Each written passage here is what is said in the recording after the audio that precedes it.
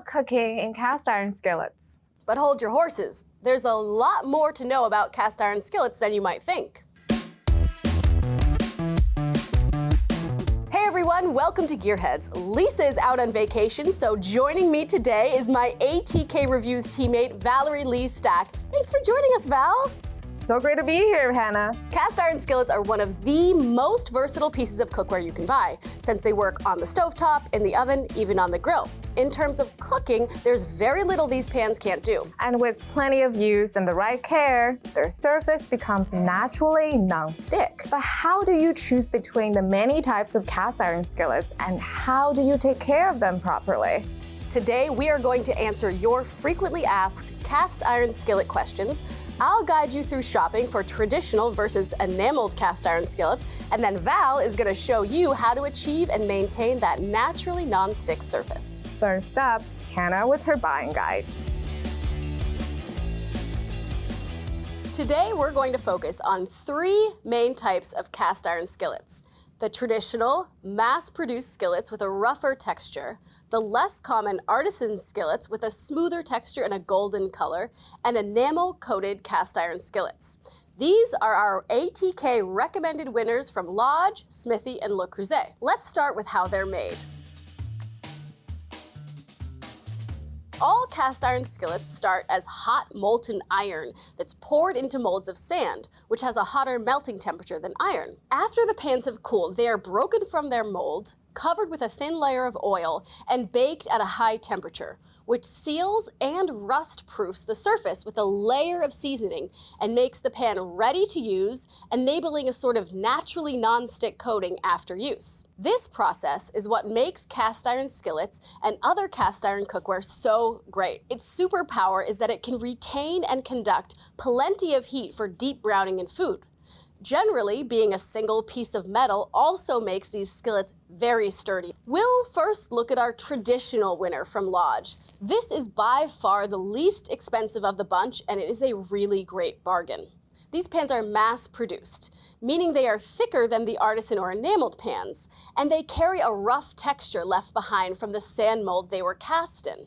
Making thicker pans and skipping steps like hand polishing the rough surface is much more efficient for larger manufacturers like Lodge. This means that of these three, the traditional mass-produced Lodge model is the most durable. It's basically indestructible. But it's also the heaviest of the three options at 8 pounds. And FYI, you will need to use a little bit of fat in these pans to get that non-stick ability. Moving on to the Artisan Pan by Smithey. Artisan makers often cast their pans to have thinner sides but a thicker bottom, which cuts down on the total weight of the pan but keeps that heat retention capability. Most artisan makers will also take the time to hand polish their pan surface, which makes it naturally non-stick much faster than a mass-produced pan. You can see right here, this pan is really smooth to the touch, whereas this one is a little rougher. The artisan pans are a gold or more coppery color because they are more lightly pre-seasoned with a proprietary oil, usually a type of vegetable oil. Unseasoned cast iron without a coating at it at all would be closer to a silver color. This artisan process means that these pans are much more expensive than the traditional style. This pan by Smithey is around $200 compared to the Lodge's $44, a quarter of the price. Fast math, Hannah. But you get what you pay for. It's a beautiful, highly functional pan. Now, let's talk about our winning enameled cast iron option from Creuset, another gorgeous pan.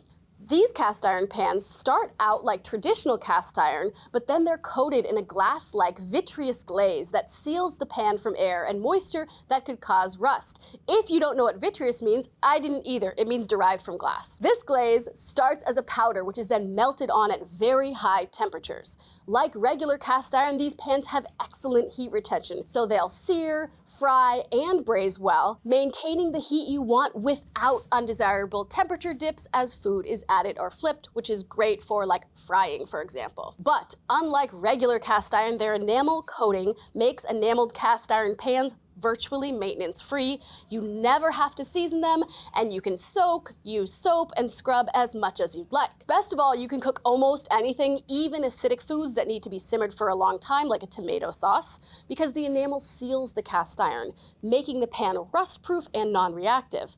Acidic foods like tomatoes can strip the seasoning from traditional cast iron if simmered for too long in the pan. While both regular and enameled cast iron pans are induction compatible, the smoother enameled bottoms can be a little gentler on glass cooktops, though you should still lift and place heavy pans carefully rather than dropping or dragging them because you can damage a glass cooktop. Finally, their colorful appearance is pretty enough to bring to the table for serving.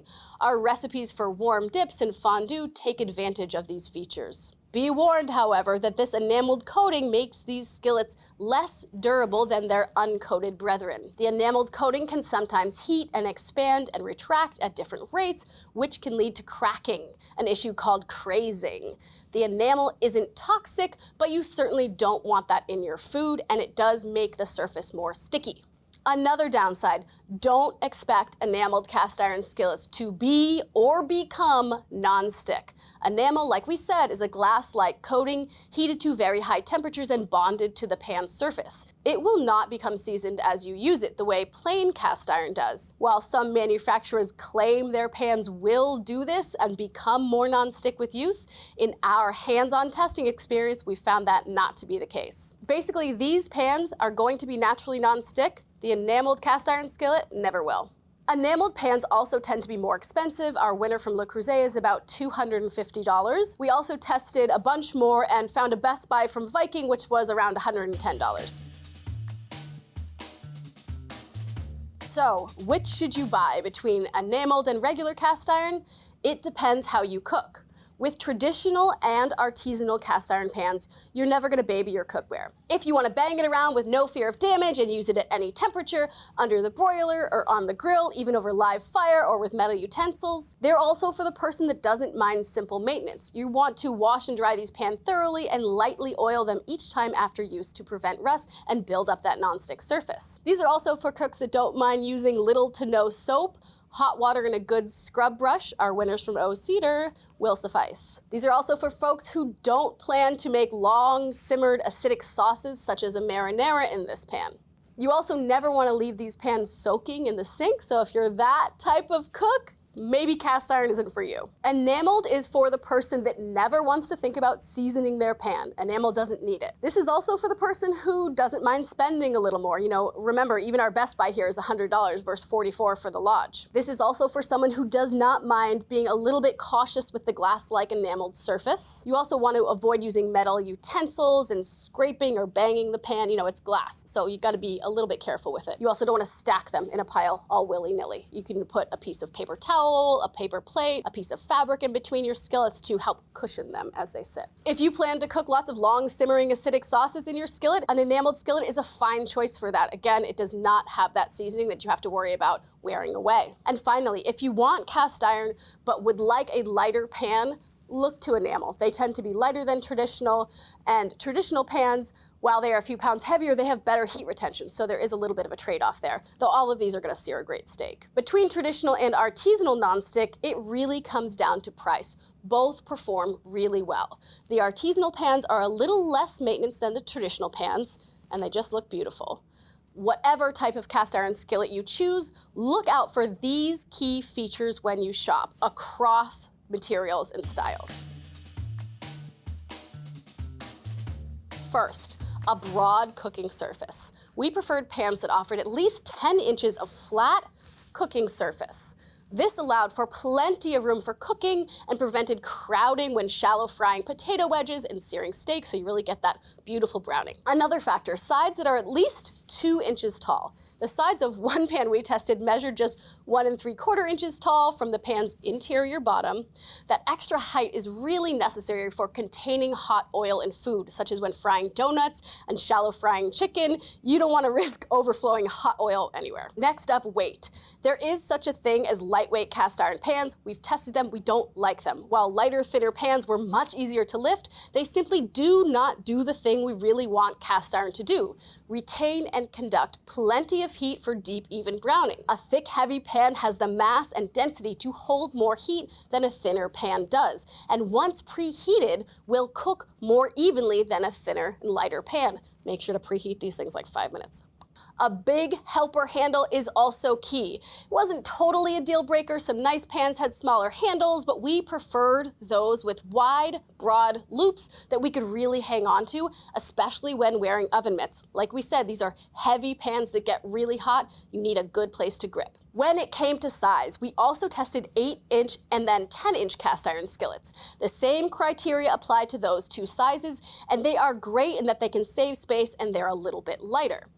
Generally, though, we recommend buying a 12-inch skillet if you can. It's always good to have the option of a bigger pan for recipes of different sizes, especially with a versatile material such as cast iron. Okay, that is my buying guide for these wonderful lifetime pans. Here's Val with her guide on cast iron maintenance. And hey, drop a like for Val. She's a crucial part of our reviews team, and it's her first Gearheads.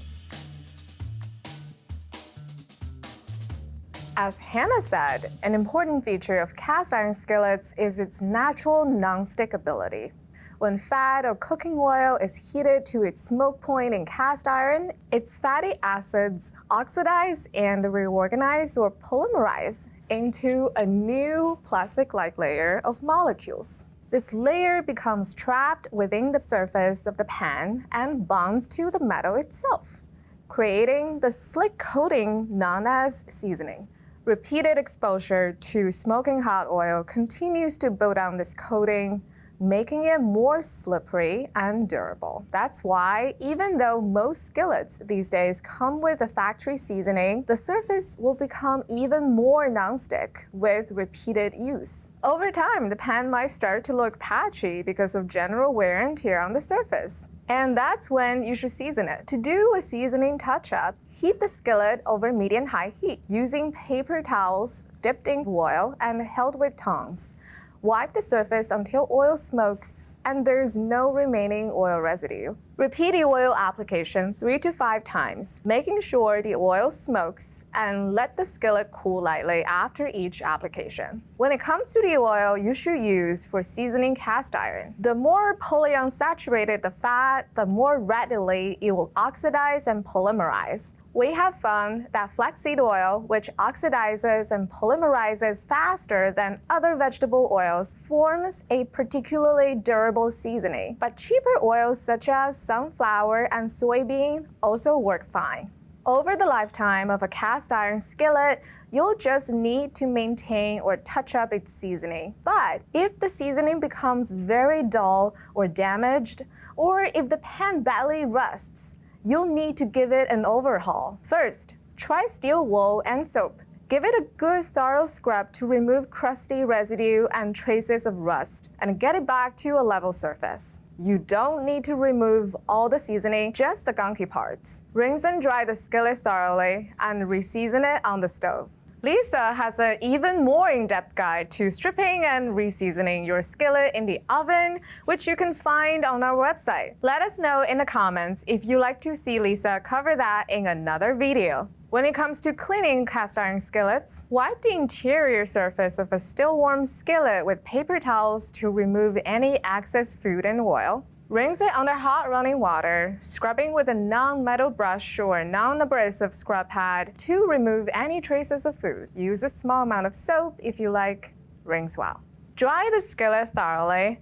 Do not drip dry. Then heat it over medium-low heat until all traces of moisture have evaporated. Add half a teaspoon of oil to the pan and use towels to lightly coat the interior surface with oil. Continue to wipe the surface with oiled paper towels until it looks dark and smooth and no oil residue remains. For more information on all the gear we talked about today and more cast iron skillet tips, check out the links below or go to americastestkitchen.com.